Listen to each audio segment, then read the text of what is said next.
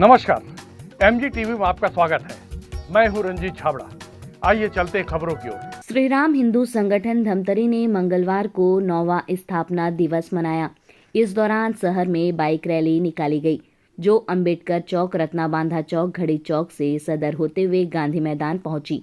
यहां हवन पूजन का कार्यक्रम हुआ। इसके बाद धर्म सभा गांधी मैदान में हुआ। मुख्य अतिथि चंडीगढ़ के भरत सिंह वालिया थे। अध्यक्षता प्रबल प्रताप सिंह जूदेव, जसपुर, छत्तीसगढ़ ने की। विशिष्ट अतिथि अखिल भारतीय संत समिति के प्रांतीय उपाध्यक्ष थे।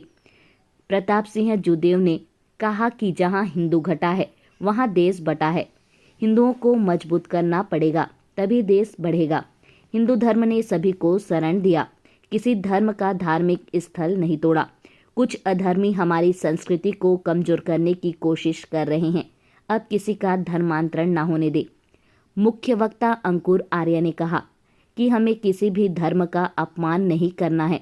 हर धर्म की अपनी विशेषता होती है और उस विशेषता से ही लोग जुड़े होते हैं। हमें अपने हिंदू धर्म में रहते हुए अपना जीवन यापन करना है। उन्होंने आगे कहा कि हमारा हिंदू धर्म काफ़ी विशाल है। यहाँ जन्म से लेकर मरण तक विभिन्न वैदिक संस्कार किए जाते हैं, जो अपने आप में अनोखा है। पूरे साल भर हिंदू धर्म में मनाए जाने वाले 30 त्योहार की अपनी एक अलग विशेषता है, जो कि धर्म व विज्ञान सम्मत है। हमारा देश कई दानियों से भरा पड़ा है, जो हमें दूसरों के लिए परोपकार की सीख देते हैं। महाभारत का उदाहरण देते हुए दानवीर कर्ण की महानता को भी उन्होंने विस्तार से बताया।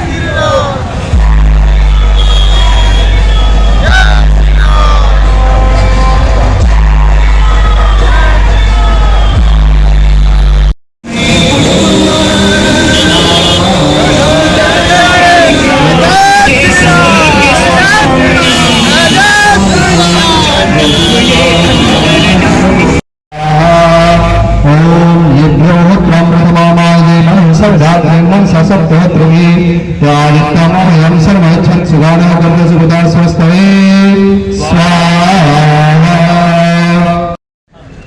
नारियल का गोला ले लें और ओम सर्वं वैभूतं स्वाहा। ओम सर्वं वैभूतं स्वाहा। ओम सर्वं वैभूतं स्वाहा।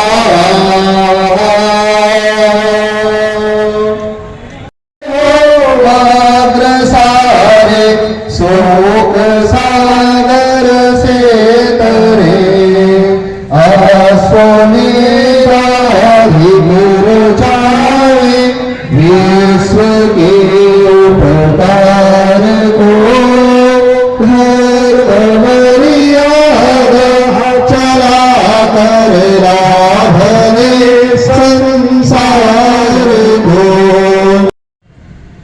धर्म कर्म और अपने भारतीय संस्कृति छत्तीसगढ़ी संस्कृति को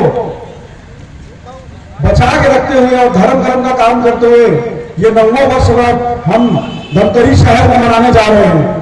और इस स्थापना दिवस के शुभ अवसर में चंडीगढ़ से हमारे मुख्य अतिथि भारत सिंह वालिया जी पधारे हैं और मुख्य वक्ता के रूप में श्री अंकुर आचार्य जी पधारे हैं। मैं चाहता हूं कि आप सभी हमारे मंच में उपस्थित सभी अतिथियों का जोरदार तालियों के साथ सम्मान करें। भारत सिंह वालिया भैया के साथ अनूप केतन जी का भी आगमन हुआ है और जो धर्म के लिए हमेशा लड़े ऐसे हमारे बड़े भैया प्रबल प्रताप त्रिवेदी जी हमारे बीच मौजूद है। मैं चाहूंगा सभी के लिए आप एक जोरदार ताली बजाएंगे और मेरे साथ जोरदार जय श्री राम का नारा लगाएंगे। और आजू बाजू जो भाई हमें सुन रहे हैं, जो सोच रहे हैं कि मंच पे पहुंचेंगे उसके बाद हम लोग आएंगे, तो मैं सभी से निवेदन करूंगा, अनुरोध करूंगा जोरदार नारा लगा के सभी को न्यौता देंगे। बोलो जय श्री राम। दोनों हाथ ऊपर करके यहाँ पे कचहरी थाना सभी प्रकार के शासकीय भवन मौजूद है और सभी में बैठे मेरे अधिकारी कर्मचारी भाइयों से निवेदन है सभी अपने दफ्तर छोड़ के 1 घंटे के लिए हमारे इस धर्म सभा में आके सम्मिलित हो जाइए। धर्म कर्म के काम को करने में कभी पीछे नहीं हटते और हमारे एक बुलावे में धमतरी की नगरी, धर्म की नगरी धर्मतरी में आगमन हुआ है। आप सभी से मेरा निवेदन रहेगा कि ध्यान से सुने। कहते हैं कि हिंदू जय जय श्री राम। स्वागत करने के लिए हमारे वीर भाई महाराज जी, स्वागत है आपका। स्वागत के लिए सभी युवा साथी मैं चाहूंगा कि सभी अतिथियों का जय मुखाग्र से अभी हम ध्यान प्राप्त करेंगे, इनके मार्गदर्शन प्राप्त करेंगे कहना चाहिए। तो आइए सर्वप्रथम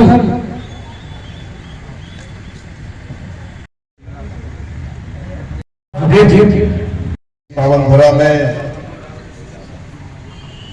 मैं सबसे पहले सभी अतिथियों का इस पावन नगरी पे स्वागत करता हूं, अभिनंदन करता हूं। महान संस्कृति, भारतीय संस्कृति से जुड़े हैं जो पूरे विश्व में वासुदेव कुटुंबकम का संदेश देता है और इस सनातन संस्कृति ने सभी को कुछ दिया, किसी से कुछ लिया नहीं, पर 7 समंदर पार के कुछ षड्यंत्रकारी शक्तियां हमारे सनातन संस्कृति को नष्ट करने में लगी। जैसे साहू जी ने कहा कि धर्मांतरण हो रहा है, मतांतरण हो रहे हैं और हमारे हिंदुओं को कमजोर किया जा रहा है। के लिए हमें अपने अंदर झांकना पड़ेगा। हमारे पूर्वजों का हजारों लाखों इतिहास पढ़ना पड़ेगा। आप सब में शूरवीरों का रक्त बह रहा है। हम क्यों धर्मांतरित हो रहे हैं? हम मिलकर के पूरा भारत को विश्व गुरु बना सकते हैं और एक साथ हिंदू संगठित होकर काम करें। आइए अगले क्रम में हमारे बीच में उपस्थित है श्री अनिल खत्री जी। आप क्या मिटा पाए? क्या सनातन को झुका पाए? ना झुका पाएंगे। और अब आज तो युवाओं ने ये बागडोर अपने हाथ में ले ली है। जो युवा मंदिर नहीं जाते थे, जो युवा तिलक नहीं लगाते थे, आज मैं देख रहा हूं सब तिलक लगाए हैं, भगवा पहने हैं। तो क्या कोई सनातन संस्कृति को मिटा सकता है? एक फिल्म का डायलॉग है ना, जिस रेस से ये हमें निकालने की कोशिश कर रहे हैं, उस रेस के विजेता भी हमें, करता धरता भी हम हैं। तो हमें इस रेस से कोई नहीं हरा सकता है। यहाँ पे बैठे सभी को मेरा प्रणाम, मंच पे बैठे सभी को प्रणाम। इंग्लिश अल्फाबेटिकल ऑर्डर है। सबसे पहले जो H होता है उसका मतलब होता है ह्यूमिलिटी, मतलब विनम्र। हिंदू विनम्र होता है। I का मतलब होता है इंडिविजुअलिटी, उसका व्यक्तित्व होता है अपना खुद का, उसको किसी के व्यक्तित्व को चुराने की जरूरत नहीं होती है। हिंदू अपना व्यक्तित्व लेके पैदा होता है। उसके बाद आती है N का मतलब नेशनैलिटी, राष्ट्रीयता। हम राष्ट्र हित के लिए काम करते हैं, राष्ट्र हित के लिए अपने प्राण देने को तैयार हैं। D डिविनिटी, देव तत्व, मतलब हम पूजा करते हैं। हमारे घर पे कोई भिक्षुक आता है, कोई भूखा आता है, तो हम उसका धर्म नहीं पूछते हैं, उसे सबसे पहले जलपान कराते हैं, भोजन कराते हैं, उनका आदर सत्कार करते हैं। ये सनातन संस्कृति है। जब इसी के साथ अपनी वाणी को विराम देता हूँ। जय श्री राम। तोहफा लेके आए हैं और अपने आशीर्वाद से हमें अनुग्रहित करेंगे आदरणीय श्री अंकुर आचार्य जी। नहीं करते हैं। असल में एक बात को आप जान लीजिए कि धर्म केवल एक ही है, बाकी मजहब है, पंथ है, संप्रदाय है, कल्ट है। इसका मैं बहुत छोटा सा आपको उदाहरण बताता हूं किस तरीके से है धर्म एक, और वो है सत्य सनातन वैदिक धर्म। देखिए, मेरे से एक बार किसी ने पूछा कि बौद्ध धर्म की शुरुआत इन्होंने की, ईसाई किसने की, इस्लाम किसने की, जैन किसने की, बताओ सनातन धर्म की शुरुआत किसने की? मैंने कहा क्योंकि सनातन इटर्नल है, उसकी शुरुआत किसी ने नहीं की, बल्कि उसके द्वारा सबकी शुरुआत हुई है। वो तब से है जब से कोई नहीं था, जब सूर्य भी नहीं था, चंद्र भी नहीं था, पृथ्वी भी नहीं थी, तब से सत्य सनातन वैदिक धर्म है। और सनातन का अर्थ ही होता है इटर्नल, अर्थात जब कोई भी नहीं था। कल्ट की जो परिभाषा है, अगर आप उसको सर्च करेंगे तो आपको पता लग जाएगा। इसको स्टार्ट करने वाला एक पुरुष होता है, स्त्री हो सकती है, यानी कि कोई मनुष्य होता है, उसकी एक मजहबी किताब होती है। क्या हमारे यहाँ पर कोई एक मजहबी किताब है क्या? नहीं। 4 वेद है, 6 दर्शन है, 11 उपनिषद है। धर्म क्या है? यतो अभ्युदय निश्रेष सिद्धि सधर्म। धर्म की परिभाषा केवल मात्र एक है। धर्म कहां है? जहां सत्य है, अहिंसा है, अस्तेय है, अपरिग्रह है, शौच है, संतोष है, तप है, स्वाध्याय है, और अंत में ईश्वर प्रणिधान है। अब कोई कहने लग जाए कि हिंदू धर्म नहीं है, सिर्फ और सिर्फ ईसाइयत ही एक धर्म है। आप मुझे एक बात बताओ, सत्य बोलना कहां मना है? सब कहते हैं सत्य बोलो, और इसका आरंभ कहां से हुआ? ओरिजिन कहां से आया? सत्य सनातन वैदिक धर्म से। कॉलेज जिसको कि मैक्स मूलर ने ही बुलाया था, और 3rd नंबर A.O. ह्यूम, तीनों थे कौन? क्रिश्चियन, अंग्रेज। मैक्स मूलर ने सबसे पहली बार जब ये महसूस किया कि हिंदुस्तान के अंदर कोई भी गरीब नहीं है, कोई भिखारी नहीं है, और जातिगत डिस्क्रिमिनेशन नहीं है, उस टाइम पर यहां देखिए जाति क्या होती है। जाति वेदों में जो लिखित है, मैं गुरुकुल से पढ़ा और मैंने जाति में कहीं पर ये नहीं पढ़ा कि कोई साहू जाति, कोई ये जाति, कोई वो जाति। मनुष्य एक जाति, पशु पक्षी एक जाति, और पादप यानी कि पौधे एक जाति, इनको जाति कहा गया है। मनुष्य जाति में स्त्री भी आती है और पुरुष भी आते हैं। इस बात को आप समझ लो। 1935 में ईसाई मिशनरी वालों ने पूछा कि आप ईसाई मिशनरी वालों से इतनी नफरत क्यों करते हैं? आप जानकर के हैरान हो जाएंगे कि मोहनदास करमचंद गांधी जी ने क्या कहा था।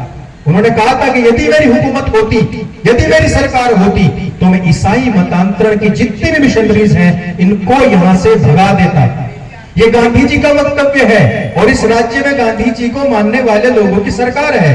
परंतु वही लोग ये कैसा पाखंड रचते हैं राजनीति के नाम पर, इस बात को समझिएगा।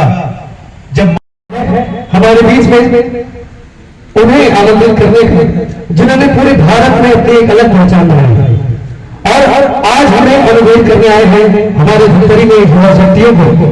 इसलिए कहते हैं कि ना मुझे नाम चाहिए, ना मुझे इनाम चाहिए, ना मुझे नाम चाहिए, ना मुझे इनाम चाहिए, मुझे तो बस पूरे हिंदुस्तान में भगवान आराम चाहिए, भगवान आराम चाहिए। और आइए इस आराम के साथ हमारे बीच में उपस्थित है आदरणीय श्री भारत सिंह वाला जी, जिनका नाम ही भारत है। वो दिल से कैसे हो गए या उस मायने में जा रहे हैं इसकी। भारत सिंह वाला जी सारा जय जय श्री राम।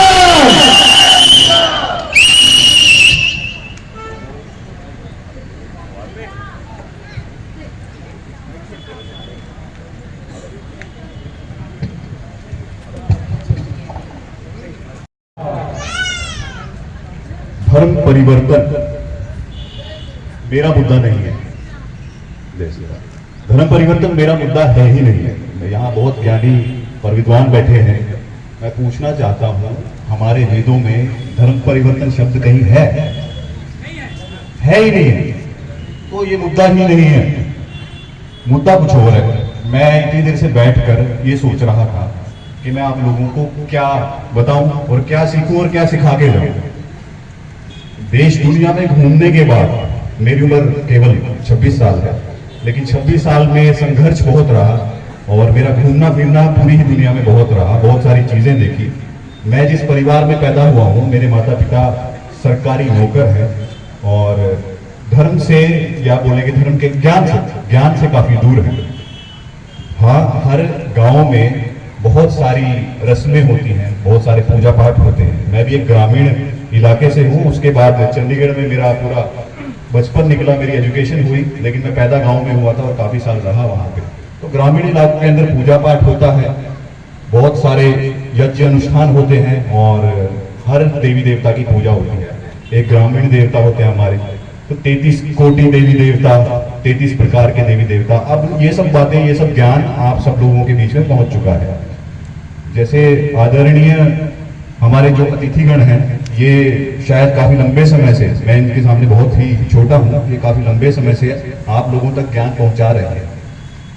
लेकिन एक बात और स्पष्ट करना चाहता हूं मैं, जैसे हम कहते हैं कि वेदों में ये लिखा है, वेदों में वो लिखा है, तो एक बात मैं कहता हूं कि वेदों में ये लिखा है कि जब तक विश्व शांति नहीं होगी, जब तक विश्व कल्याण ना हुआ हो, जब तक भाव राग और ताल की धुन में पूरा विश्व ना गूंज रहा हो, तब तक वेदों का अध्ययन नहीं हो सकता। द्वापर युग में श्री कृष्ण आए, गीता का ज्ञान दिया, क्या उनको वेदों का ज्ञान कम लग रहा था? सतयुग के अंदर बुद्धि स्तर, मनुष्य का बुद्धि स्तर यहां था, समझ रहे हैं, और कलयुग के अंदर यहां है। कारण भोजन, ये आप लोगों ने मुझे गीता गिफ्ट की, मैं बहुत बहुत धन्यवाद करना चाहता हूं। मैं तो पढ़ चुका हूं, क्या आप लोगों ने पढ़ी है? हमारा पूरा जीवन 3 गुणों पे आधारित है। 3 गुणों पे, कोई जानता है 3 गुण?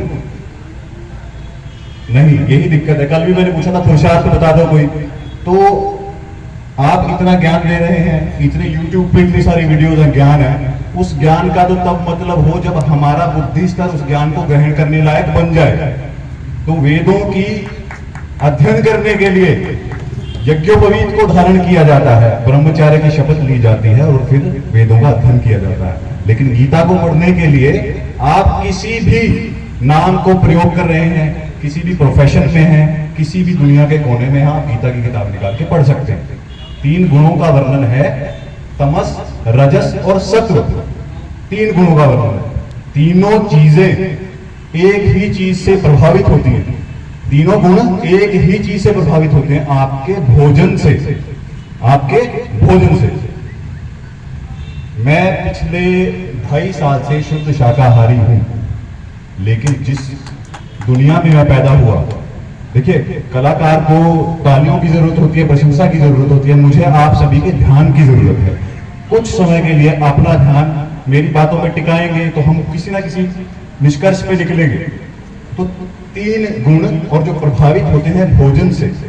जब मैं ये सब नहीं जानता था, इस बात का ज्ञान मुझे नहीं था, तब मैं एक अलग मनुष्य था। मैं कह सकता हूं इसी जीवन के अंदर मेरा पुनर्जन्म हो गया।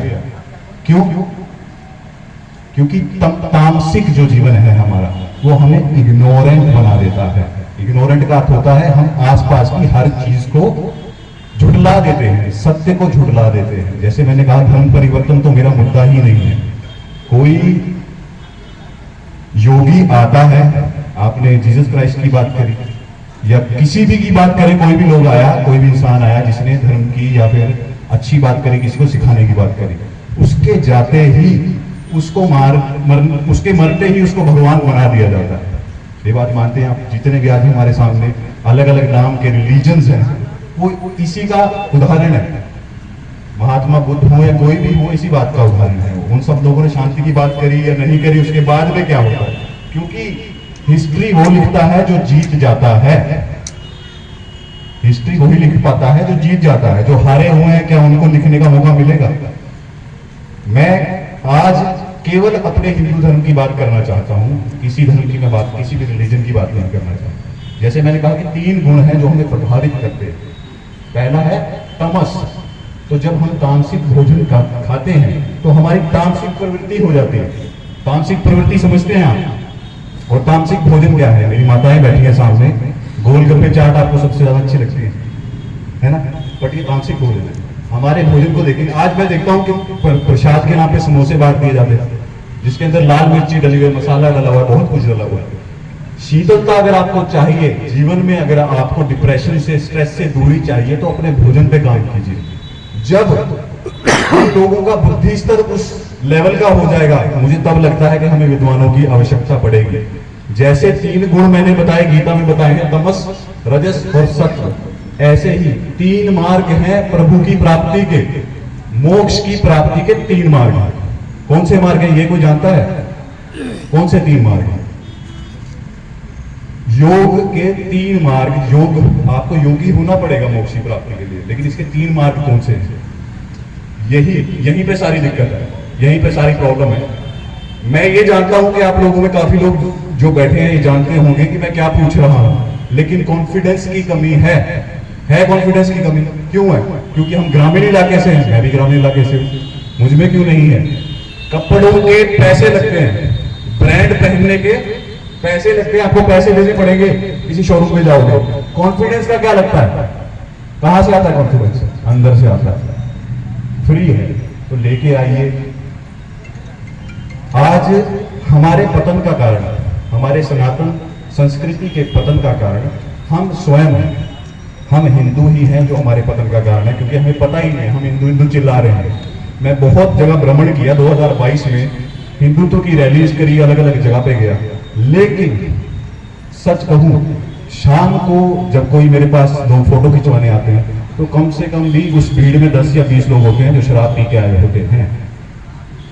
अगर आप अपने आप को हिंदू कहते हैं, तो क्या आप समझते हैं कि हमारा धर्म क्या है? सनातन।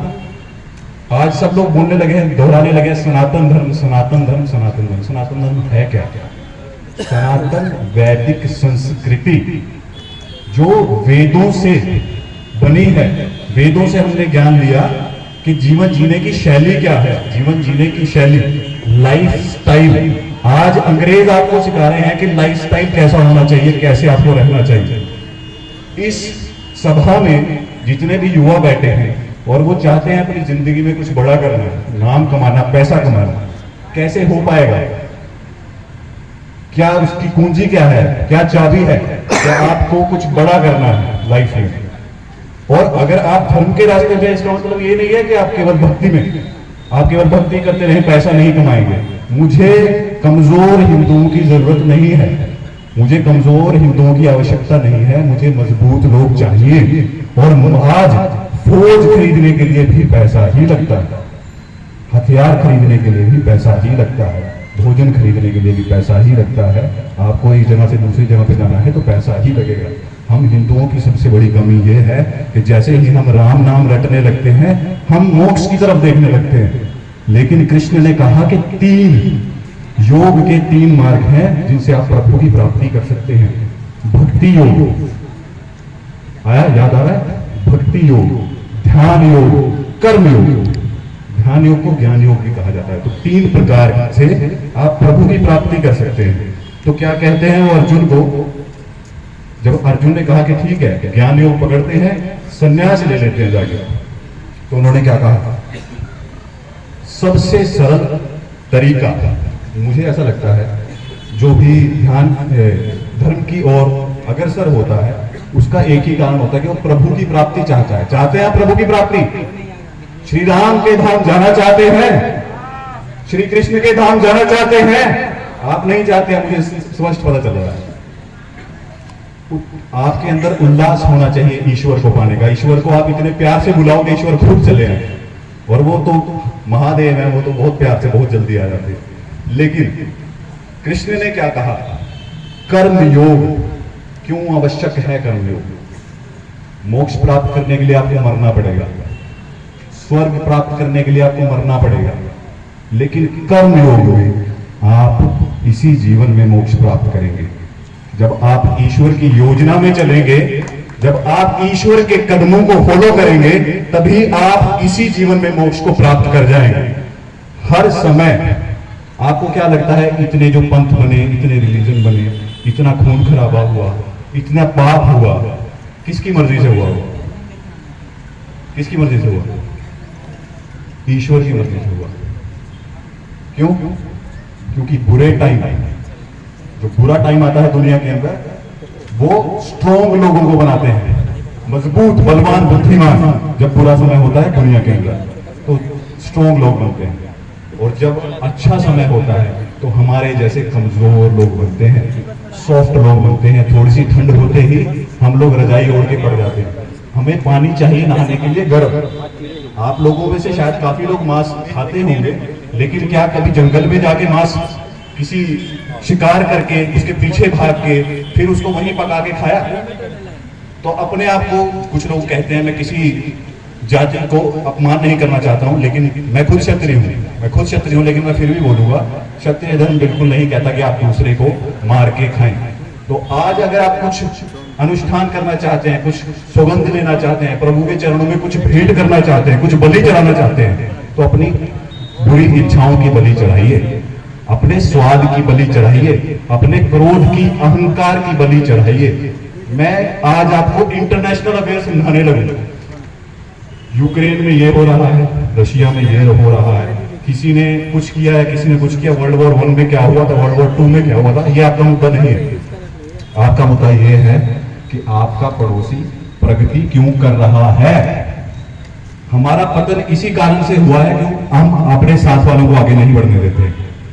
आप जानते हैं, जब ब्रिटिश राज था हमारे देश के अंदर, तो हमारे ऊपर अत्याचार करने वाले लोग कौन थे? ब्रिटिशर्स। वो तो अफसर लोग थे। चाबुक चलाने वाले लोग पता कौन होते हैं? RRR मूवी देखी है ना आपने, है ना? कौन चला रहा था चाबुक?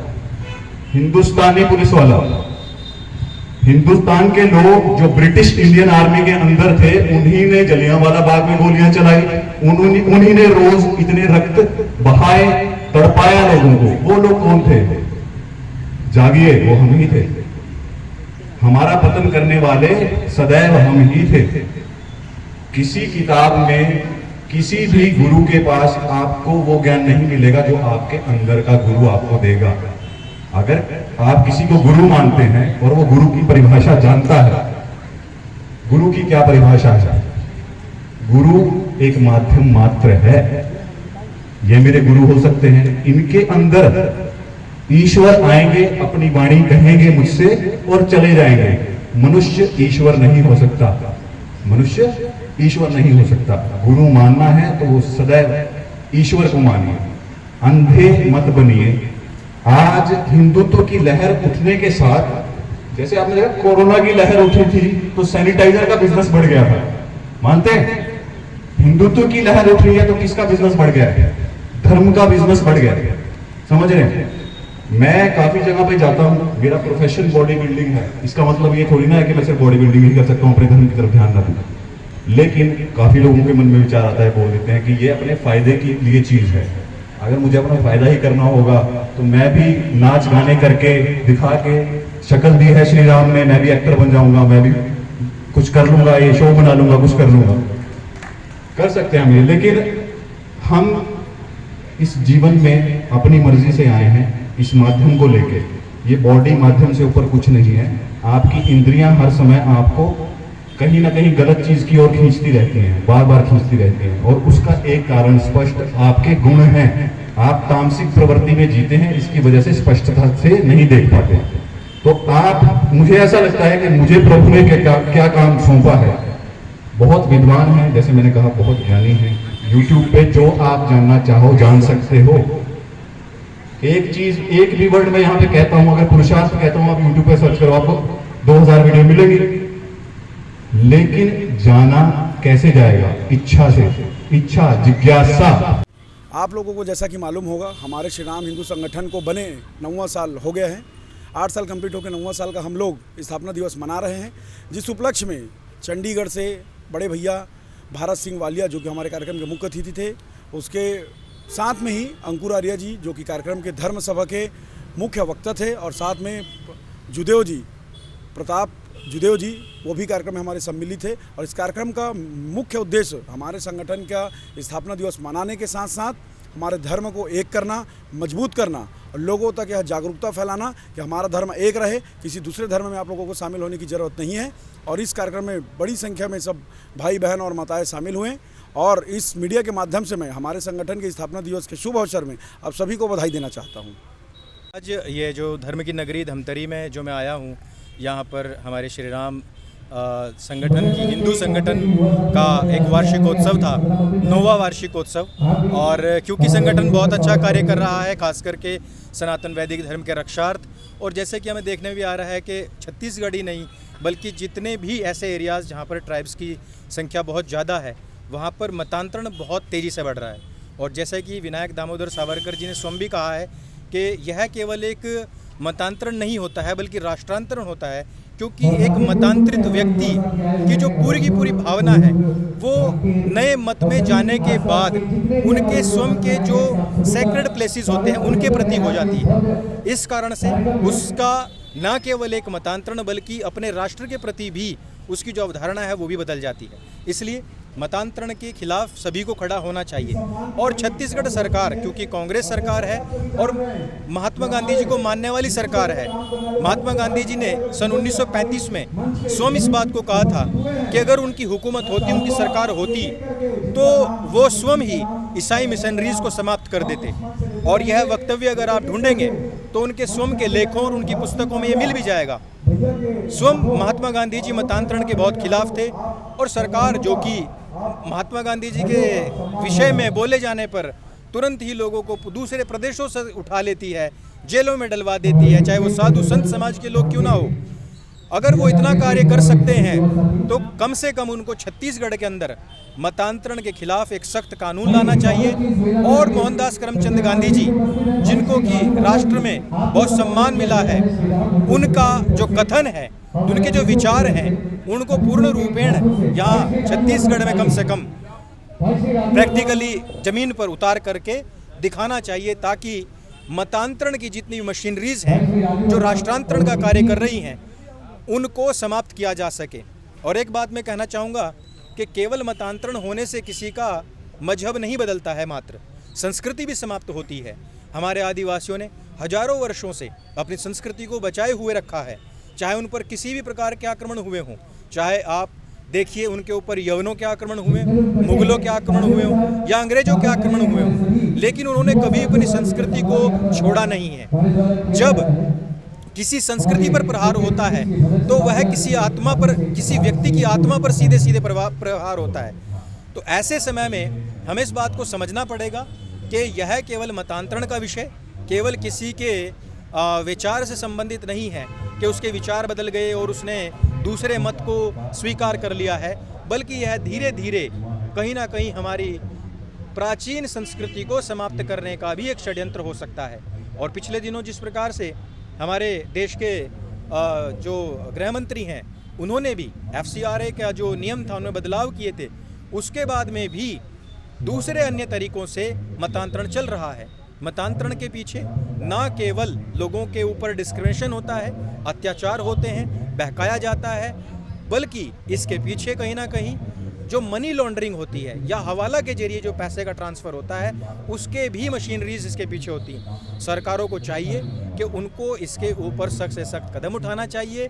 और आज जिस प्रकार से धर्म की नगरी धमतरी में अपने वापस सनातन वैदिक धर्म में जो परिवार आए हैं, लोग आए हैं, उनका तो मैं अभिनंदन करता ही हूँ, लेकिन हाथ जोड़ करके मैं उन सभी लोगों से भी अपील करता हूँ जिन्होंने अपनी संस्कृति को समाप्त करने के लिए गले में कोई भी अन्य मजहब का निशान टांग लिया है। हम उनके साथ में हैं, उनकी संस्कृति के लिए, उनके धर्म के लिए, उनके बच्चों के लिए और उनके खोए हुए सम्मान के लिए हमेशा लड़ने के लिए अंकुर आर्य तैयार है। अंकुर आर्य की जन्मभूमि चाहे कुछ भी रही हो, लेकिन धमतरी वासी इस बात को जानते हैं कि धमतरी मेरा दूसरा घर है। और जिस समय पर मुझे कोई नहीं जानता था, यहाँ धमतरी ने मुझे पहचान दी थी। धमतरी में कोई भी कार्य होगा, कहीं पर भी किसी भी प्रकार से, मैं तुरंत शॉर्ट नोटिस पर भी आने के लिए तैयार हूँ। लेकिन धर्म को बचाने के लिए जितने भी हमारे युवा साथ में खड़े हुए हैं, उनका साथ दीजिए। ये लोग ना केवल धमतरी, ना केवल छत्तीसगढ़, वरन भारत की खोई हुई अस्मिता के लिए एक बेहद जरूरी लड़ाई लड़ रहे हैं। धन्यवाद। जय जय श्री राम। उद्देश्य तो हमारा मिशन अखंड भारत है। मैंने 2022 में शुरू किया और मैं अकेला नहीं हूँ, है ना। हर जागृत व्यक्ति का ही मिशन यही होना चाहिए। हमें भारत को मजबूत करना पड़ेगा अगर हमें दुनिया में अपना नाम वापस बढ़ाना है, तो बस वही उद्देश्य है, इसीलिए आया हूँ। सर, क्या आपने दारू पीना, मांस का भक्षण करना वर्जित कर दिया? क्या हिंदू धर्म के लड़के लोग इसको फॉलो कर पाएंगे? जो फॉलो नहीं करेगा, मेरे लिए वो हिंदू नहीं है। मेरी व्यक्तिगत जीवन है और मेरे व्यक्तिगत मैं उन लोगों को करीब आने देता हूँ जो लोग अच्छे होते हैं। हमें आगे बढ़ने के लिए ना वज़न को उतारना पड़ता है। जब हमें स्पीड में आगे जाना है तो हमें फालतू वज़न को उतारना पड़ता है। तो ऐसे मनुष्यों की आवश्यकता नहीं है जो प्रकृति के नियमों को फॉलो ना करें। वैदिक संस्कृति हमारी कहती है कि प्रकृति के नियमों को फॉलो करना है। अगर हम फ्लोरा एंड फोना को काटते चले जाएंगे, जंगलों को काटते चले जाएंगे, पशुओं को काटते चले जाएंगे, पक्षियों को मारते चले जाएंगे, तो हम नहीं बचने वाले हैं। अगर हम साइंस की लैंग्वेज में भी ये बात करें, ग्लोबल वार्मिंग बढ़ने का कारण यही है कि हम वैदिक संस्कृति को फॉलो नहीं करते हैं। हमारे यज्ञ से इतना ऑक्सीजन पैदा होता है, अगर हर घर में यज्ञ अनुष्ठान होने लगे, आज दुनिया में कमी किस चीज़ की है? अगर हमारी बुद्धि नहीं कार्य कर पा रही है, इसका कारण क्या है? ऑक्सीजन की कमी। सही ऑक्सीजन, सही न्यूट्रिशन आपकी बुद्धि में जाएगा, वो बातें समझ में आएंगी। आज सोशल मीडिया के ऊपर मैं जो बातें करता हूँ उसमें काफ़ी लोगों के कमेंट्स ही आते हैं कि ये तो बातें सिर के ऊपर से जा रही हैं। जाएंगी, क्योंकि हमारा स्तर ऊंचा है। हिंदू धर्म का, सनातन संस्कृति का जो स्तर है उसको मैच नहीं कर पाएगा कोई। आने वाला समय राम राज्य कहलाएगा। छत्तीसगढ़ में धर्मांतर बढ़ते जा रहे हैं। मैंने वही बात करी कि धर्म परिवर्तन जैसा कोई शब्द हमारे किसी किताब में, हमारे किसी गुरु ने, किसी संत ने नहीं कहा है। आप किसी भी धर्म में हैं, जिसको आप धर्म कह रहे हैं, किसी भी नाम से अपने आप को जान रहे हैं, मुझे उससे कोई फ़र्क नहीं पड़ता। मुझे फ़र्क पड़ता है कि आप मनुष्य हैं, क्या आप प्रकृति के नियमों को पालन करते हैं, क्या आप जानवरों को प्यार करते हैं, क्या आप बड़े बुजुर्गों की सेवा करते हैं, बच्चों को सही शिक्षा देते हैं। मेरे लिए आप मनुष्य हैं। उसी माता के ही पुत्र हैं सब, हमारी माँ जगदम्बा के ही सब पुत्र हैं। जो गलती करता है उसको दंड भी फिर माता देती ही देती है। सर, पहले से आप मांस का भक्षण करते थे? बिल्कुल बिल्कुल। मैं दारू भी पीते थे? शराब भी पी लेता था, बिल्कुल। पार्टी क्लब भी चला जाता था। आप में कब से ऐसी भावना जागृत हुआ कि आप दारू पीना, मांस का भक्षण छोड़ दें? देखो, हम जैसे बात करते हैं सनातन संस्कृति की, उसमें हम बहुत अच्छे से, मतलब कि अपने श्रद्धा भाव से पूरे ही बिलीव बोलते हैं, जिसको आपका बिलीव क्या है। हम बिलीव करते हैं सनातन संस्कृति में, हम ईश्वर में मानते हैं, माता में मानते हैं। तो यहाँ से क्लियर हो जाती हैं सारी चीज़ें। जब आप जानना शुरू करते हैं ना अपने ईश्वर को, उनके पीछे जाते हैं, जिज्ञासा जागती है आपके अंदर, तो आप समझने लगते हैं कि जो दुनिया आप देख रहे हैं ये बनावटी है, ये मनुष्यों के द्वारा बनाई गई है। हम उस जीवन जागती है आपके अंदर, तो आप समझने लगते हैं कि जो दुनिया आप देख रहे हैं ये बनावटी है, ये मनुष्यों के द्वारा बनाई गई है। हम उस जीवन शैली को जीना चाहते हैं जो प्रभु के द्वारा बनाया गया है। क्या हमारे पास खाने पीने की कमी है? मैंने उसके बाद 2 कंपटीशन खेले इंटरनेशनल लेवल के, शाकाहारी भोजन करते हुए, 2, और दोनों जीता हूँ। और मैं पहले से बेहतर दिखता हूँ, मेरे चेहरे पे पहले से ज़्यादा रौनक है, मेरे बाल ज़्यादा हेल्दी हैं, मेरे नाखून हेल्दी हैं, मेरा दिमाग हेल्दी है, मेरी आँखें हेल्दी हैं। क्यों? क्योंकि मैं शाकाहारी भोजन कर रहा हूँ। कैंसर का सबसे बड़ा कारण क्यों है नॉनवेज? जब आप खाना खाते हैं फ्रूट्स जो हैं वो 2 घंटे में डाइजेस्ट होते हैं। सबसे जल्दी क्या डाइजेस्ट होता है? फ्रूट्स। उसके बाद सब्जियां डाइजेस्ट होती हैं आपकी, 1 दिन में हो जाएंगी। मांस जो आपने खाया है वो 2 दिन तक डाइजेस्ट नहीं कर पाएंगे। हम मंदिर में बेल्ट तक नहीं पहन के जाते क्योंकि वो चमड़े की होती है। चप्पल उतारने का कारण यही है कि वो चमड़े की है। हम जब मंदिर में जाते हैं तो अपने पेट में मांस और अंडे लेके कैसे जा सकते हैं? अगर मेरे हाथ में ताकत हो तो मैं तो ये सुनिश्चित करूंगा कि मांस खाने वाला मनुष्य कभी पवित्र भूमि पे पैर ही ना रख पाए। सर, आप हिंदू धर्म के बारे में बात करें, हिंदू धर्म की मर्म समझा सकते हो? हिंदू धर्म का मतलब हिंदू धर्म का मतलब समझाने के लिए मुझे लगता है कि सदियां लग जाएंगी। सनातन संस्कृति को समझाने के लिए सदियां लग जाएंगी। क्यों? क्योंकि बुद्धि स्तर की जो मैंने बात करी, क्या आप जो हमारी आज की जनता है, जो हमारे आज के लोग हैं, वो समझ पाएंगे? मैं तो समझा दूंगा, लेकिन बुद्धि स्तर क्या वो है? ज्ञानी विज्ञानी यूट्यूब पे बहुत सारी बातें कर रहे हैं, बहुत सारा ज्ञान दे रहे हैं, लेकिन ग्रहण करने की शक्ति चाहिए। आपके प्यालों में जब शराब भरी है तो ज्ञान कैसे भरा जाएगा? मैं समझा सकता हूँ, समझने वाला कोई आए। जहाँ दया तहाँ धर्म होता है, जहाँ क्रोध तहाँ काल होता है, जहाँ क्षमा वही सत्य का निवास है, वही धर्म का निवास है। क्या ये बात सच है? बिल्कुल सत्य है, कोई कोई दो राय नहीं है इसके अंदर। मैं आज कलयुग के हम 2022 में जी रहे हैं, 2022 भी 23 में भी। जिस हिसाब से हम देखो कि हमारे विक्रम संवत के अनुसार नहीं है, लेकिन हम काफ़ी चरम सीमा पे हैं कलयुग की। और इस चरम सीमा के ऊपर आज भी हमारे ग्रंथ तो यही कहते हैं कि सबसे बड़ा धर्म का आज जो बचा है स्तंभ, वो दया है। जिस मनुष्य के अंदर से दया खत्म हो जाएगी उसके अंदर हैवानियत जागेगी। और यही हुआ है, चाहे वो मुगल राज हो, मुगल शासन हो, ब्रिटिश शासन हो, या पूरी दुनिया में जैसे हिटलर की बात हो रही थी, दया की कमी पड़ गई। जब आप में दया है, और वो दया कैसे आती है? तो मांस काट के खा रहा है, उसमें किस बात की दया है? जो एक जीव को मार के काट के खा रहा है, उसमें किस बात की दया है? मेरे घर में एक आम का वृक्ष है, उसके ऊपर बहुत सारे पंछी रहते हैं। मैं स्टोरीज डालता हूँ इंस्टाग्राम के ऊपर। 7 तोते हैं, बहुत सारे कबूतर हैं, छोटी छोटी चिड़ियाँ हैं। एक कबूतर नीचे गिर के मर गया। मरा मतलब वो बीमार था, वो नीचे गिर गया।